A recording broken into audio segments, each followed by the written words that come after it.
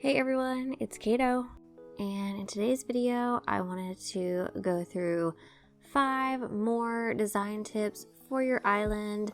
I have done one of these videos in the past, and if you haven't seen that, I'll have it linked down in the description, and I'll have a card up at the top of the video if you wanted to click on that video to watch first. But I'm going to go through 5 more tips for you, so let's just hop right into it. Okay, so the first tip I have for you is single tile fencing. So when I am using my fencing, let me pull out a fence right here. Let's just grab this barbed wire fencing. I know that for most people, the tendency is to connect I may not even have room over here, is to connect a big long fence with all the fencing to create a barrier around an area.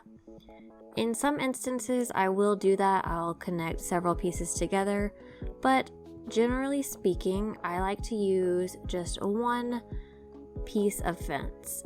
I like the way that it breaks up an area. It adds some interest, but it doesn't completely block it off.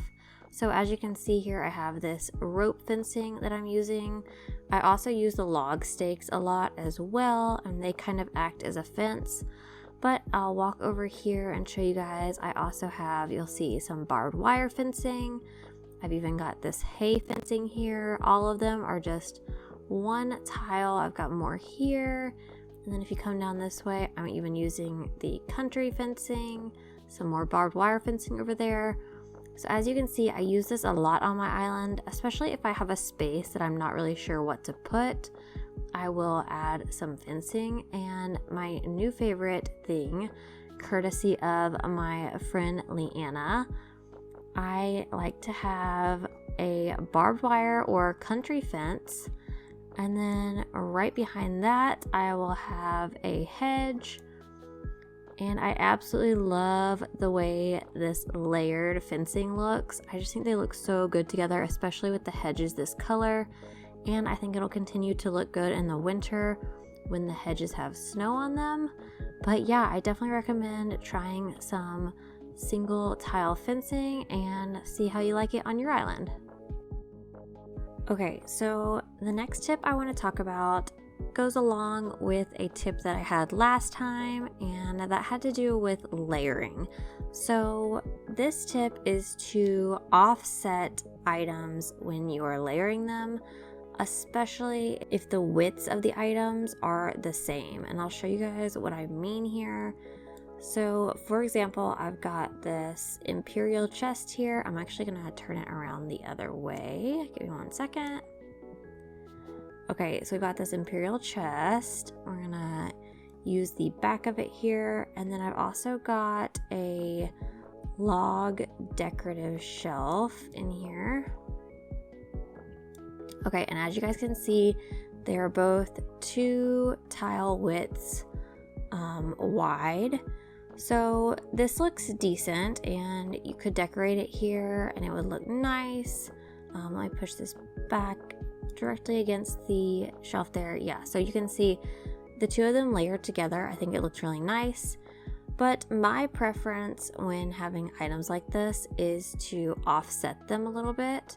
So just 1/2 space offsetting them, I feel like it just adds a whole lot more dimension to the items. And then you can go in here and add, let's add some candles here, and we can add like a plant over here. So you can just decorate these kind of however you want to. Here is an anthurium. Let's see if I can get it.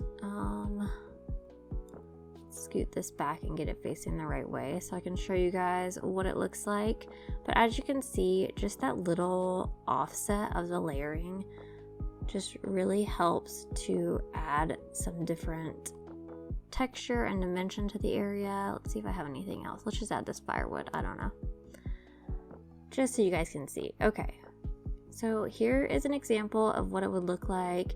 You can add whatever items you want to on top. You could add a mug or a kettle or book stands, any of that stuff, and it would look really nice. You can also add some more items next to it, like a barrel or a stool, stuff like that. But I definitely recommend trying to offset the items just a little bit and see how that works. Okay, so the next tip I wanted to talk about is extending your design from the main section of your island onto the beach. So I know the beaches are something that a lot of people struggle with decorating, me included. I really struggle with my beaches. These are the last things that I have to decorate on my island. There are a few other areas on the main part, but this is the big thing that I have left.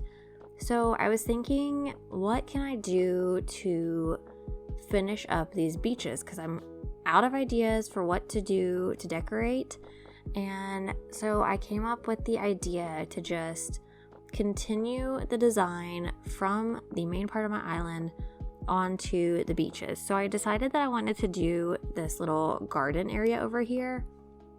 And I really wanted to do a rainbow garden, so I started the rainbow over here, filled it entirely in with flowers, and then I just extended those flowers onto the beach here.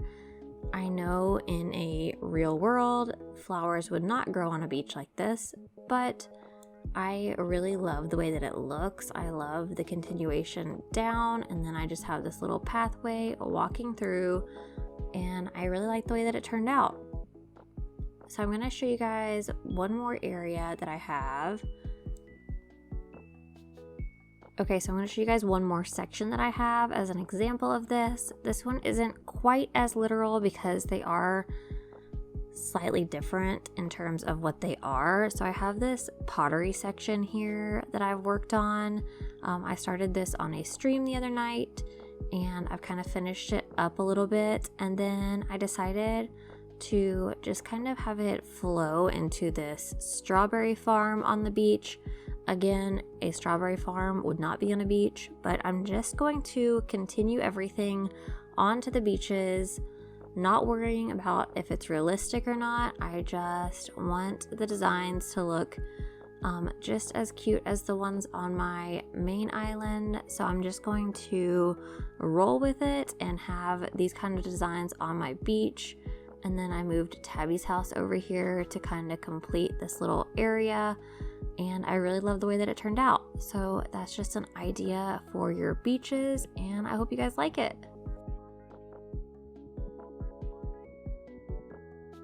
The next tip that I have is really great if you're trying to do a more natural island, and that is just to nestle some of your buildings into the cliff sides. So the museum on this island was one of the first areas that I did, and as you can see, I have the cliffs built up around it. They go along the back and then this right side, and then I've got waterfalls over here, and then I'm gonna walk over here. My Nook's cranny is also built into the cliffs a little bit, and then I have Able Sisters right above it. As you can see, I have it kind of tucked in here a little bit. I really think this helps to make your island feel more natural. It just feels like the villagers or Tom Nook, whoever it was, just kind of built the buildings into the existing cliff sides, and I really like the look of that.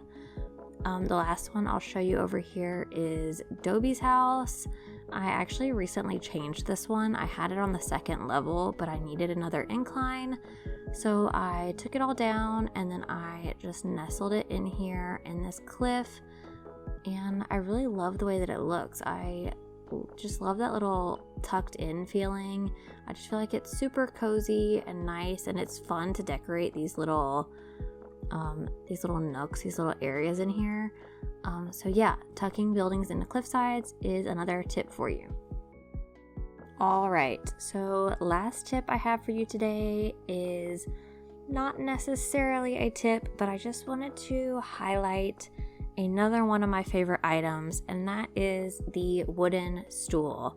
You will see these all over my island, maybe even more than the barrels. I absolutely love the wooden stool. I feel like it's such a versatile item. You can use it for so many things. You can customize it so many ways.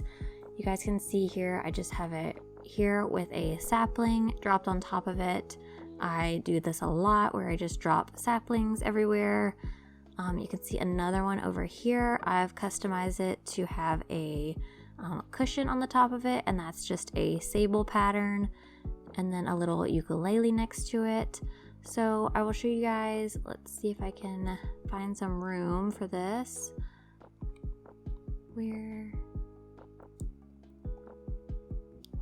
Okay, so here is a wooden stool, and I just want to show you guys, you can really put anything on a wooden stool and it looks cute.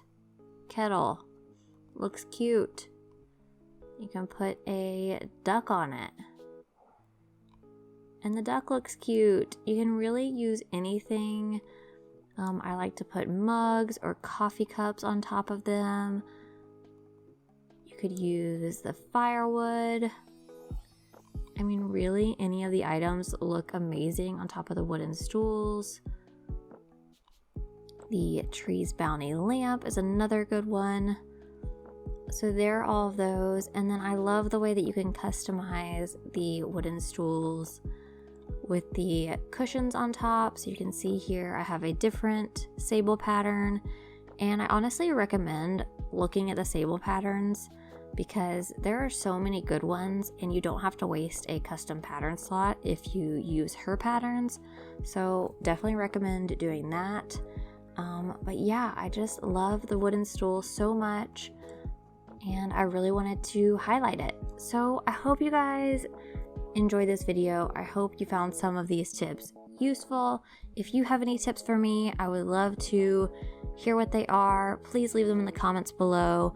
I hope you guys enjoyed the video, and if you did, I'd appreciate it if you'd like and subscribe, and I'll see you in the next one.